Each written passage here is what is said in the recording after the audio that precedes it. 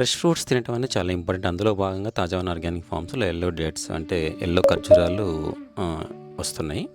So, దీంట్లో చాలా మంచి మంచి మనకి బాడీకి కావాల్సిన మినరల్స్ గానీ, యాంటీ ఆక్సిడెంట్స్ కానీ, మీకు పొటాషియము, మాగ్నీషియము, మాంగనీస్, కాపరు, ఐరన్ ఇట్లాంటివన్నీ ట్రేస్ మినరల్స్ అంటారు. ఇట్లాంటివి చాలా ఉంటాయి.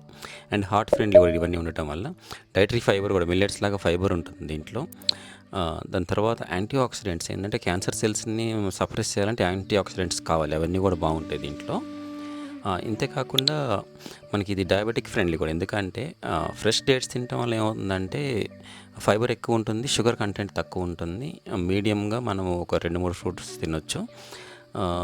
మామూలుగా డ్రై అయిన తర్వాత ఏమవుతుందంటే షుగర్స్ కాన్సంట్రేట్ అవుతాయి. అంటే వాటర్ అంతా వెళ్ళిపోయి షుగర్స్ మాత్రం మిగులుతుంది.